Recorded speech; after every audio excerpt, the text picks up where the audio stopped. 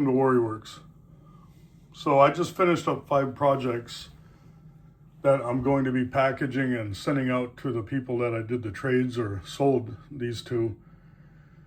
And of course this is recorded earlier than you're going to see it because I'm not releasing this until everybody receives their items.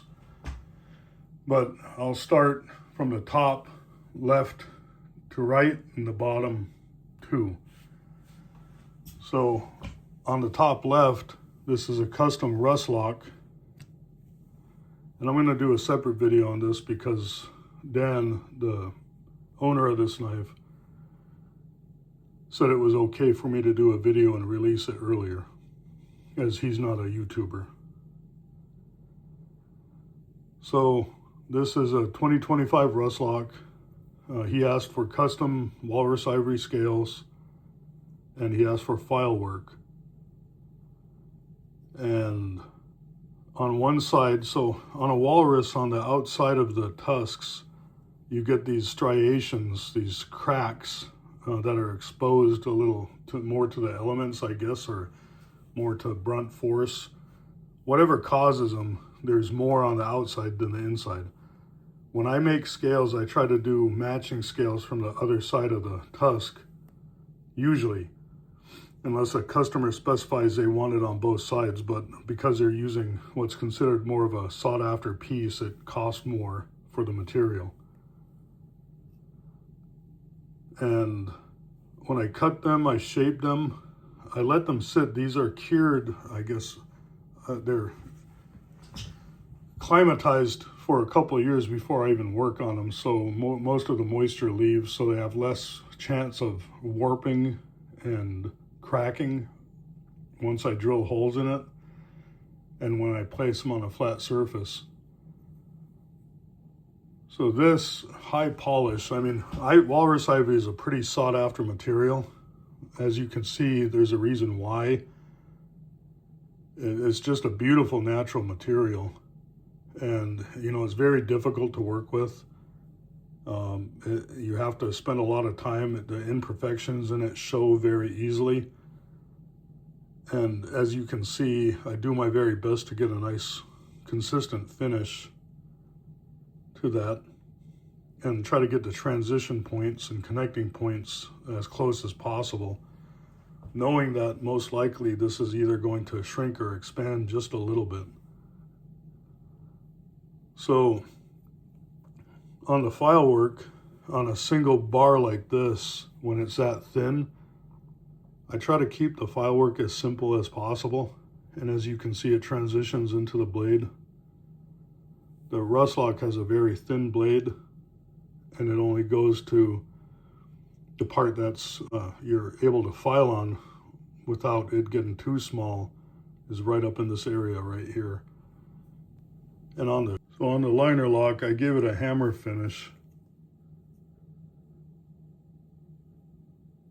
Kind of give it more of that rustic look, give it a little more unique look. What causes or what happens when you do that, of course, when you hammer on any kind of metal, no matter how lightly you try to do it, metal expands in each direction. And after I did that, I had to get this fitted in there to make sure it locked when it opened up just like that. And that, you know, was a little more than I anticipated, but the results are good. Also got to use my pin spinner on this, and it gave it a really nice look, and you can feel each one of those really smooth pins. And what it does is it countersinks on the outside of each one of those pins, and it gives it a really clean look. So in addition to this, I engraved my logo on the tang, or I'm sorry, the bolster, and on the tang on this. And I did this first, and then when I put it on the display, I was like, you know, I think it would be nice to show the Warrior Werks logo on there as well. On the stands, I try to keep it as simple as possible. So the first option on the stand is to put it on a magnet. And of course, this can sit, it's made to sit with the blade kind of at a 45, so it gives it a little display look to it, which is a second option, not the preferred option. And the preferred option, I'm getting my fingerprints all over this, and I'm going to need to clean it again before I send it out. But the option is a tapered brass pin that I specifically fit to go right in that corner in between that liner lock, and you can feel it lock into place right there, and it holds it kind of at a nice angle.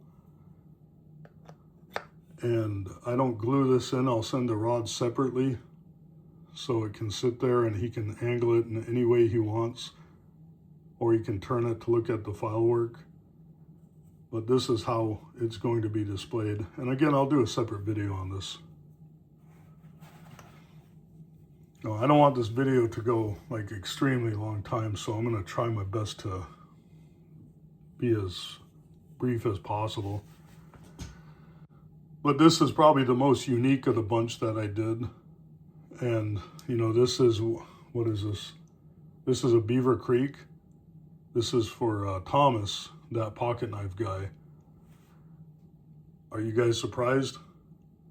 I don't think so. You know, something like this is something Thomas would ask for. And as you can see, there's a lot of popcorn on that Stag, just beautiful Stag. And the depiction of the animals on there, as you can see, there's kind of a hunting scene with a deer and the crosshairs, an eagle, a bear, a wolf, and a fish. And kind of because this reflected, you know, all types of animals, Thomas and I, when we talked about it, he opted to put Stag on one side and Walrus Ivory on the other. And as you can see, that ivory is, you know, very, very nice ivory. Nice character line, the crack right there. And each one of these I do stabilize with super glue. I put the black super glue in there and it fills it in, so hopefully it doesn't get worse over time. You know, as these are natural materials, I have no guarantee on how they're going to expand, move, or anything like that. If you keep this in direct sunlight, or if you keep this in a very humid area or a very dry area without treating it with some kind of wax, then chances are it's going to change shape. That's true with almost every natural material. We see that with Stag and bone, and especially with ivory. Ivory, because ivory is so hard and so dense, if it starts shrinking and there's pins in place, it'll crack those pins, or it'll crack around those pins. But there's a file work on that. That was a chore. There's 5 springs in there, and each one of those springs is filed. There's 5 blades, and this is held in by a little block. It has a little bit of a compression fit towards the end, and you just pop that off. So when you get it in place, you kind of put it where it needs to be, support the wood, support the back of the spine, and press down in the front again, and it's where it needs to be. Take it off, you do that. Hopefully he won't be taking it off too much. As you can see, those are really big channels. But let me get these all opened up. The middle spring, before he even sent it to me, didn't have a lot of snap, and it got even a little bit weaker after we did that file work on it, because when you remove metal from a spring, it weakens it slightly. But as you can see, that file work goes all the way down from the back end all the way to the tip. And I try to make it where that center drew your attention to it. And I thought long and hard about the chain or the filing I wanted to do on that. And I thought the outside chain would look good. And even with the alternations of the smaller circles and the bigger ones, they kind of look like ulus, you know, in a way. And it gave it a really unique look. So every one of these had either touches the outside or the inside of one of these circles. or filings. And you can see the Stag is much thicker than the Ivory. But again, very, very nice piece. And on this one, I have my logo on this side. Kind of wanted something, because it was a little busy on this side, I wanted to have my logo on the opposite side. In addition to that, I got my logo on the tank stamp right here, where it used to say where it was manufactured. This first one and the sheep's foot by far have the best snap of all the blades. But Thomas, it was fun making that. You got a really, really nice knife. And the stand, I try to mimic that, so you got Ivory on one side and Stag on the other. Let me show that a little bit.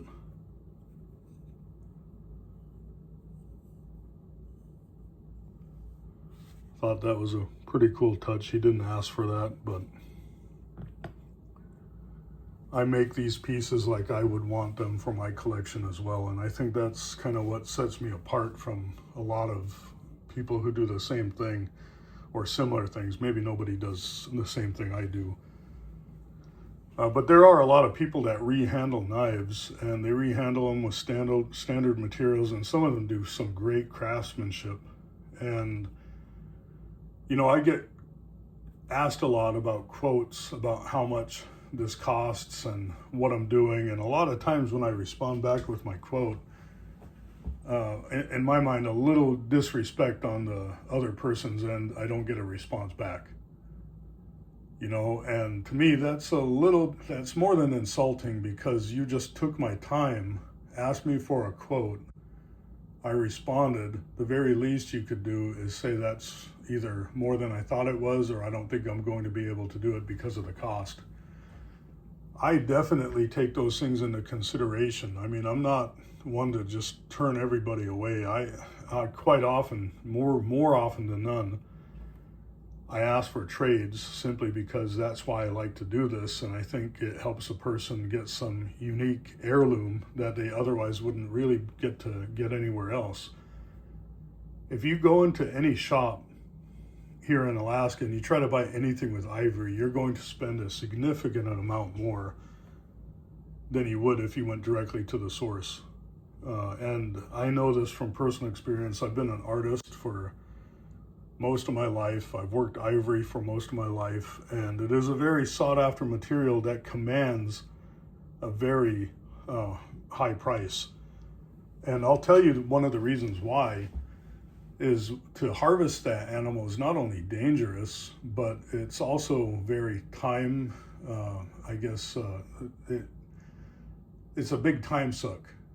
You have to plan well ahead of time. You go out and you look sometimes for days to try to find the walrus, and you're burning up gas, time, food. And then there's a part where when you do find one, the danger that's involved, you finding the animal that you're going to harvest. And we do it for food, so we don't try to aim for the one with the biggest tusks. I mean, there are maybe some people that do that. Try to find the older of the herd, the ones that are probably lagging a little behind, and maybe natural selection is the best choice to take those animals out of the herd. But then after you do that, I mean, it's a chore to butcher a walrus. I have not butchered any walrus that has almost not instantly dulled any of my knives. When you talk about the thickness of the walrus hide, and I'm not exaggerating any, the leather itself, the skin can be about that thick. And on top of that, you've got the hair, and then you've got the hard blubber and the soft blubber. So by the time you get to the meat, and I'm trying to show this, you can have that much of a thickness just to get to the meat. And these animals are not small. They weigh as much as a car. And, you know, I guess what I'm getting at ultimately is the rarity of the people, not only that, but the people who are legally able to harvest these and make items out of ivory makes it even that much more rare. Only natives who dwell on the coast, per the Marine Mammal Act, can harvest ivory and can make items out of ivory to sell. I'm an Alaska native. I'm Yupik from Hooper Bay. Hooper Bay's on the coast, and that's where we would hunt from. So legally, I'm able to harvest animal, and because I'm able to harvest it, I'm able to possess raw ivory, I'm able to work that ivory, and I'm able to sell or trade that ivory. So, moving on, this is a shark tooth, and this one's Casey from Coffin Cutlery. And again, a walrus, piece of a walrus tusk right here. I mean, that's a significant chunk. But I wanted him to have something that was equally as appealing to the knife to hold a knife. And it's very simple. It's two bent brass rods that have been kind of shaped a little down to the channel length, the channel width. And they're twisted slightly so they give a little bit of a friction fit, and they fit right there in the center of the handle. So it takes a little bit to get it out. And let me close this. And brass and ivory, two things that are probably the biggest fingerprint magnets out there. So once you clean it and get it in place, try not to touch it without using gloves, or with only when you're using gloves.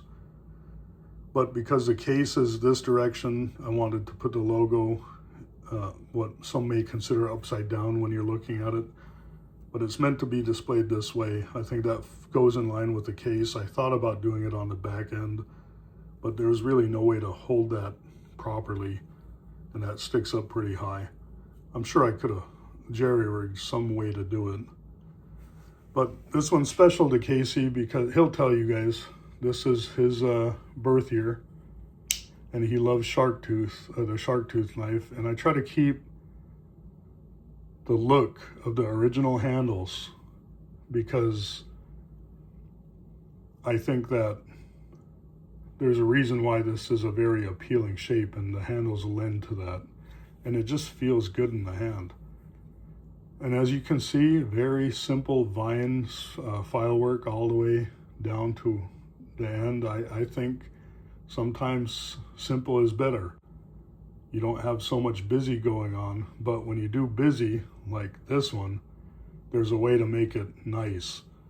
And you got to find that balance, because if you don't, it just looks like it's confusing when you look at it.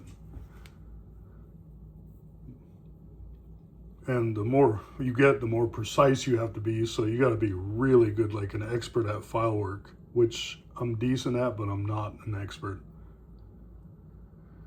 And as you can see from both sides of his handles, he elected to use the outside pieces on both sides. And he doesn't know it yet, but that cost him an extra Remington jumbo trapper. Just kidding, Casey. So, kind of a similar build. These two are from Angus with Wicked Blades. Mangus did a Mako, and it's very similar to the shark tooth, obviously, but I'm picking up a little bit of, like, I guess what everybody on these channels refers to as schmutz. I call it compound. I'll clean that up and give it another wipe down before I put it, wrap it up, and get it boxed ready to ship. Same type of stand, a little smaller, of course, a little less spread, a little thinner because it's a lot thinner on here. So same thing with Mangus's. You look at it, those lines are really clean. The thing about the Mako is it has really sharp, flat look to it. So I talked to Mangus about this because he wanted thicker scales. He didn't want flat scales. And I said, if I'm going to do this where it's appealing to the eye, I needed to soften all these corners. So I softened all the corners on the Mako, and I think that kind of helped it be an acceptable look to that knife. And with Mangus's, there's an outside of the ivory, so the striations would run this way, and this is the inside of the ivory. Some people say this is more desirable. I personally think when you have something that has character like this, and you can see where it is, this is often referred to as the tapioca.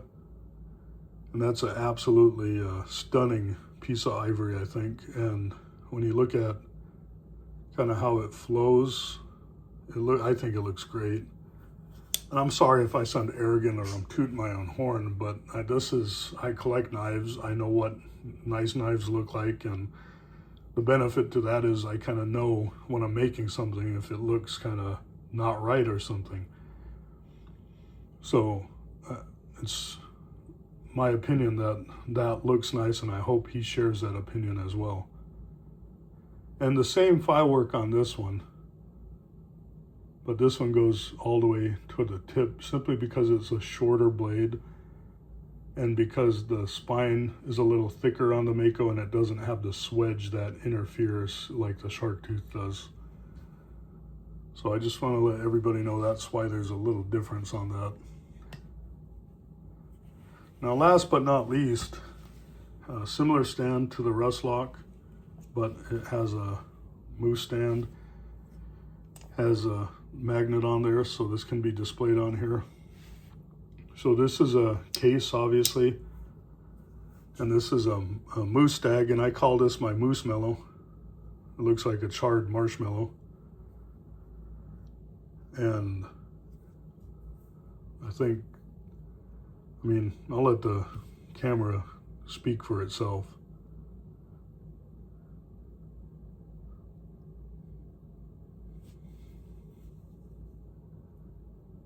Put the logo on here, and of course the knife displays like this.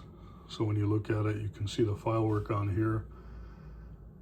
And you can see variations of this. All the filework is a little different, except with the exception of the two shark type knives.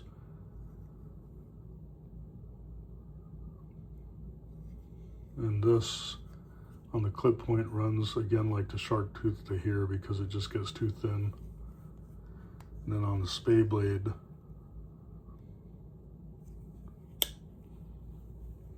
runs all the way up to the tip.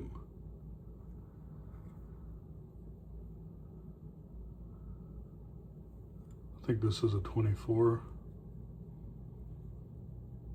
No, 25, sorry. And of course, there's a lot of wax on there, so. For some reason, every time I do spine work on a trapper, it seems like, there's a snap on that spade blade, but for some reason it's just, maybe because it's longer, it just seems like it doesn't want to snap as much, and I do need to put some oil on here, and it'll get a little smoother. But in addition to those, I did use a pin spinner on all the pins on this as well. This side I left, so Mangus, and whoever looks at this sees that those scars that are on there, those are scars from when, and I say scars even though it's an antler, probably from it hitting another antler or scraping on trees or something, but I left those marks in there on purpose because I thought it was pretty cool. But again, that's my artistic interpretation, and if he doesn't like it, he can send it back to me and I'll take those off and I'll retoast it. I have no issue with that.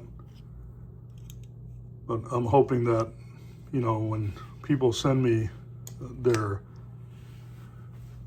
knives to get worked on, they understand there's some variance in what they envision it might be to what it actually turns out to be, because these are natural materials and there is some artistic I want some artistic expression, a freedom expression on how I'm working on things. I don't like being kind of pigeonholed. I mean, I love it when somebody says, you do the file work as you see fit, and you do the handle shape, and you do all this stuff, and I trust you to do the right thing. And I can say with every single one of these, you know, every single one, everybody did exactly that. Dan, when he asked for his, he goes, I saw the Knife Doctor's, Kevin's, and I want one just like it. And I try not to make two of the same thing ever exactly. So I told Dan when it was done, his is a little like bonus, a little more than what I sent the Knife Doctor, simply because I got a little more experience doing it. I got a few more tools that add a little more flair to it, the head spinner. And I did the hammer work on the liner lock and the Filework. Since I experienced doing that once before, I knew kind of how I like to do it on these from now on. And taking these apart on the rust lock, when you take these apart on the blade, on the hole for the pin, it's much larger than the pin itself because it has a brass liner, so I guess is what it would be. And you can't lose that when you take it apart. So when I took this apart and I saw that, it was kind of a little wobbly, and I didn't like the feel of it. And I didn't like how it was canted a little bit on the blade. So I tried something a little different with that. And I used a bronze rod, and I filled it in, and kind of similar to what I did in the previous video with fitting that hole and hammering and getting it filled in. I did that, marked the center, drilled a proper size hole, and now there's a self-lubricating bronze rod or bronze washer in there. And I think that adds an extra layer, even though he's probably never going to carry this, of like function. You can feel it. It's just absolutely locked tight, and it's smooth too. And that's without me oiling it right away, and there's no play to that, none. So I'm pleased with how these turned out. There's some little quirks and little things on each one that I wish that I could have did a little better. Most people will probably never see that. But I put that in the back of my mind for the next time I work on something. Because if I learned one thing over all the years of me working on things like this, is if you try to chase something to perfection, there's a point where you should push to, but when again, I talked about that little voice in your head that says, hey, stop. I learned that is a good judgment, and that is my good conscience telling me, hey, you might mess this up. And there are times where I bring things a little further and I mess them up, or I bring them right to that point and they get to exactly where I wanted them to be. And it's because of things that I did in the past that helped me become a better artist. I can say doing this made me better at doing the pins, the head spinning on those two. So I wanted to share these before I ship them out. I'm going to stop, and I'm going to do a separate video on the rust lock so I can talk about that separately, because the rest of these, Thomas will talk about this, Casey will talk about this, and Mangus will talk about these. I just wanted to show them before they get shipped out. I'm going to talk about this for Dan so he gets a little idea. Or you know what, maybe what I already talked about in this video is good enough, and I'll do a short on this. Maybe, I'll see. My intention was to release a video on this so I can have a video specifically for this and do an overall video of the projects that I finished right about the same time. So Dan, Thomas, Casey, and Mangus, thank you so much for reaching out to me. Mangus was the first trade that I ever did. Thomas was the second trade I ever did, and Casey and Dan contacted me the same day, and they both purchased those. So my priority, I'm sorry, just like I said in the other video, was finishing these two, and I did finish those two. I just happened to wrap up the cleaning on all of them all at about the same time. And now I'm going to package them up. Hopefully they get there very quickly and without any, I guess, problems. So with all that being said, I thank you guys. I thank you guys for listening, me talking about these specific projects. And more importantly, I appreciate you guys listening. And if you guys do ask me for a quote and you get the quote back and it seems pretty high, and your brain says, wow, that's high, that's probably because it is. And you got to remember, just like a good mechanic or a good chef or something else, somebody that has a lot of experience and they have the right material and they source the right materials, you got to pay for it. And there's that one saying, I think that saying is, good labor isn't cheap. And cheap labor isn't good. Yeah, that's what it is. So I guess, and that's not calling anybody out, anybody with experience that does these things and they use different types of materials.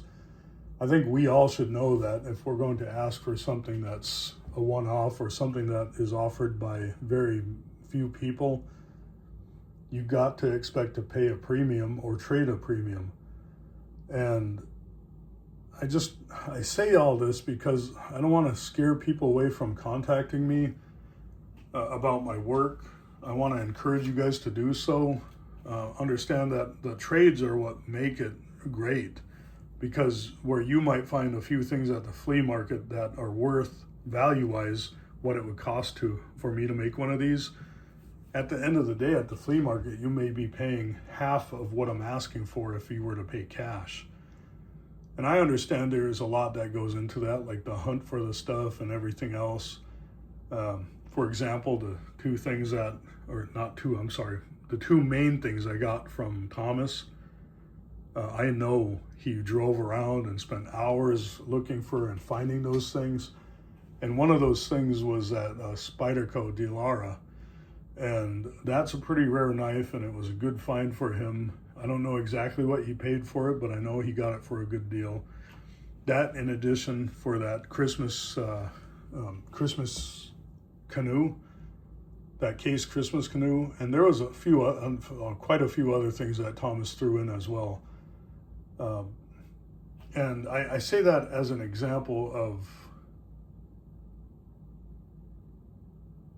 why some trades are a little different and why I respect the fact that it takes time for you guys to go look for those things.